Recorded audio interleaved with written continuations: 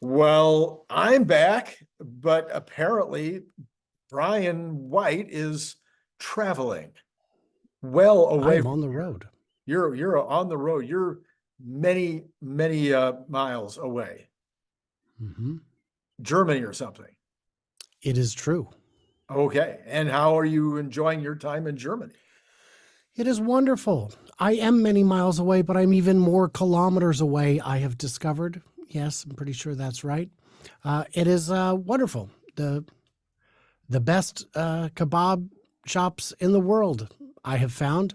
But then again, I've never been to any of the countries where kebabs are not, an exciting exotic food. So no, it's wonderful. Having a great time, getting a lot learned, a lot shot, and then in a few days' time, end of the week, I'm heading over to Austria for the big X Take over there, where I'll Okay. be speaking and meeting a bunch of people and having a great time.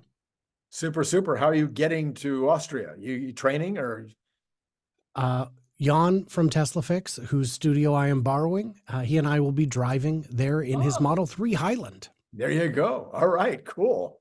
That'll be a good opportunity for you to test it out. It will. It will. All right. Well, we need to get back to basics here, Brian. I've been gone. I've been hard for me to hook up with you. And so I want to really get back into because we're going to, in the second part of this show, the one that's going to be out on theoretically Tuesday. I want to talk about some of the newest stuff, but I want to talk right now about, the stuff that we've all been looking at for the year and almost a half now that I've been doing the show, and most of that time you've been part of it. What are you hearing in Europe right now about sales of EVs and specifically about Tesla since you're there? I am here. It's exciting. There's always the same doom and gloom. It's every quarter you hear the same song and dance. It's over. It's over for Tesla. Look at this one bad number, this one bad month, whatever. But what you're less likely to hear, because I've only seen it on one source, it was in the German media. Mercedes-Benz just declined to extend the contracts of 1,250 temporary employees, citing lack of demand for automobile production. Wow. Well, if Mercedes is struggling, then maybe the downturn is larger than just Tesla.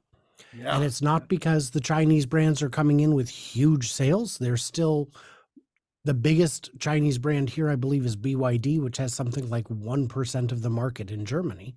That's not very substantial. Yeah, right. So it might be an industry-wide downturn. It might be there's a little bit of fatigue. I've seen reports saying that what cars are best selling in the US right now are all that 6 of the 10 best sellers are under 30,000. So there could be a bigger appetite for entry level cars than we've seen in a while. Mhm. And EV makers are going to have to work hard to keep their prices moving in the downward direction. So you know that I'm a big fan of that Model 3 that you're going to be driving over to Austria or riding in. I don't know, maybe he'll let you Both? actually drive it well, you can't drive. We don't drive the cars. Well, No, no, you don't oh have yeah. FSD. You don't have It FSD. does not have FSD. It has Yeah. lane keep.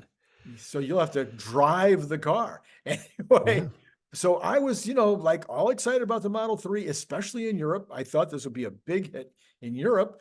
But from what we're hearing about Shanghai today being at 70% capacity, apparently Europe isn't sucking up a bunch of Model 3s out of Shanghai. So what do you think is happening with Model 3 in Europe at this point? If you have some, you know, information that's helpful. So I hadn't seen the claim of 70% down to, or of 70% capacity, a 30% reduction in output. I don't know if that's, I can't imagine that that would be production related. I assume it would have to be demand related, but there are still new countries where Tesla's sales are just beginning. So I have to imagine that there would still be reasonable demand for a Model 3, especially if there are rumors here that there is a 30% import tariff on the horizon for Chinese made cars. That's one of the reasons Jan bought his in December. There was a combination uh, of discounts available. He's a Cybertruck reservation holder. He got that discount. There was a discount offered because the government had cut the EV incentive, and the fact that it was about to lose the low import status, or so he thought, made him jump when he did. So I don't know if Europe's appetite is really slowing. It could just be that form factor, that price and class of car is not what people are looking for. The Model 3, I've heard people say it's too big for Europe. Well, I'm staying, he lives here in a small city center where all the buildings are, 3 to 5 stories tall. The roads are narrow and there is not a whole lot of parking. The car fits fine. It is of average size, maybe a little on the larger end of average size, but there are plenty of cars outside these buildings that are much bigger than a Model 3. So and the prices here are quite reasonable. It is competitively priced for what you're getting. So I don't have a definitive answer, but I do know that barring an actual confirmation of slowdown in Shanghai, and I haven't seen the article that you've seen, that I would have to wonder how real the claims are, because we've heard these wolves cry piggy. I don't know, I screwed that one up, but we've heard these little children cry wolf a million times since 2012, really, and they've always been wrong. One day they'll be right. Who knows? One day, maybe. So I'm not sure whether you saw this article or not, but saw an article today talking about the Europeans. They're saying about 50% of the cars that are sold on lease. I think a lot of these are corporations. I knew that this was true in Germany and England, but I saw this article today that said that it's about 50% throughout Europe. And the good news in this article was that Tesla apparently did the fourth quarter, starting the third or fourth quarter of last year, started offering some side deals to some of these leasing companies and rental companies because of the losses they were taking on the big drop in the price of used vehicles, which cost them money when they tried to go resell the used vehicles. So I was very happy to see that. I thought it was Reuters put this out. I'm sorry, Bloomberg, I think it was. And this is exactly what I was calling for at the time. You may remember, is that they needed their sales department to go over there and mollify these guys, make them happy. So I was glad to see that. Is that your understanding about what goes on in Europe in terms of who the big buyers are of the cars? Yes. I don't recall the reason why. I'd heard that for many, that there are big incentives, there are big reasons why you would lease, and that it is business leases. Maybe it's a company benefit. But if you're not doing at least 40% of your volume in lease, you're missing out on a lot of opportunities. And we saw that Tesla had historically been below that. And yes, in Q4, they finally turned that around. And it could be that they are offering guaranteed, minimums at the end of the leases or something like that, but just better leasing terms. Tesla doesn't like to let you buy the car at the end of the lease, so the residual value is not as important. So I don't know. I think they just had to get more aggressive with it. We know they've been doing things like 0 and 0.99 financing and or zero down for some buyers. And these are all things that Tesla can do to keep the value high. You don't change the MSRP, but you do change how much money you actually get, because you're not, well, they've got all this money. Of course they're financing it. No, that's not why. They're not carrying the paper. Nobody carries the paper. They're buying down the interest rate on behalf of the buyers so that the banks are still going to make their money either way. And it's more palatable to the buyers. Yeah, I think Tesla is also doing some of the leasing themselves and then bundling those into bonds. So that's another way that they take care of it. Yeah. Securitizing, yes. So you mentioned about the Chinese vehicles in Europe not being really, at this point, I'm talking about BEVs in particular, not being a big deal. What about the whole hybrid story? What is the feeling? How do people think about hybrids right now in Europe? So I haven't been able to form a good opinion on that. The people I've been talking to are either EV owners or diesel owners. So I haven't really had a chance to get what the feeling is. I can tell you the commercials I've been seeing, like especially in transit on the way here, because I don't see ads when I'm at home. I saw a number of ads for car companies Toyota for sure, but I think others as well. And the big thing they were saying with their hybrids is they were no longer talking about miles per gallon. They were talking about range. Wow. This, Toyota with up to 500 miles of range. Well, right. The first 80 is electric and the rest is gas. So they're trying to go after the range anxiety people and get them on board. And I think it's going to be effective, even though I do think it's a very cynical approach to doing it. Let's switch over to the United States for a second, in case I'm sure you're still keeping your ear to the ground and all that kind of stuff. I've been again traveling, but I've been trying to read every bit of the news every day. I couldn't find anything that was really giving me much help on Model 3, the new Model 3, Model 3 Mhm. performance, and Cybertruck production. What are you hearing on those three? All three of those are pretty important if we're going to really turn this year around. For sure. So with the Cybertruck, we knew that they had hit a burst rate of 1,000 a week. What we didn't know is if that had been sustained beyond that. And then we started seeing some of the delivery numbers. We've been seeing a whole lot of them in the wild, on trucks, at Tesla service centers, in the hands of people on X. That's all anecdotal, but that gets out real quick. I saw a gentleman on X saying, nobody, Foundation series is done. Expect the price drop tomorrow because no one else is going to pay that price. And and that's the reason they're sitting on the lots. I said, no. The ones you're seeing are awaiting pickup.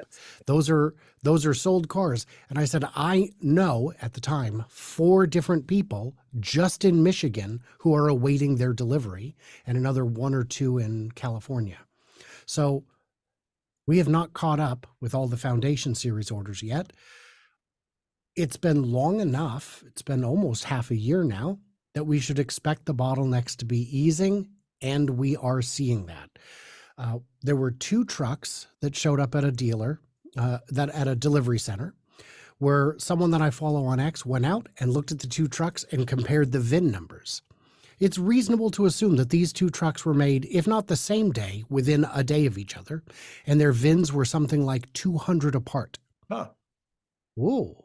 Yeah. That's a very small nugget of information, but it would be, considering they were both the same configuration, it'd be very surprising to hear that they had a truck from Thursday and a truck from Monday both go out on the same delivery. Yeah. Not impossible. Right. So I have seen people credibly suggest that the production could be up to 2 to 250 a day, which would be, 1,400 to 2,000 a week, which would be getting us back on track for the kind of numbers we've been expecting. So that's what I've heard on Cybertruck. What about the Model 3 and the Model 3 performance? Okay. In the US, so on the, specifically. Right. The Fremont built Model 3s. I have not heard anything on either one of them in terms of production. What I have seen is reviews of the 3 performance. It is getting rave reviews, and I'm sure you've seen some of them, especially some of the more expletive laced ones. People are a little blown away by it, and it is an exciting car. And I think the biggest concern should be that a lot of people may not want a Model S anymore. So maybe the Model S would get less expensive. The Model S is, for a long range Model S, not that much more exciting. It's a little more comfortable, I guess, but it's a big car. And the Model 3 Performance is sporty. All right. Switching to batteries. We have been, if there's any confusion right now, I think it's about batteries.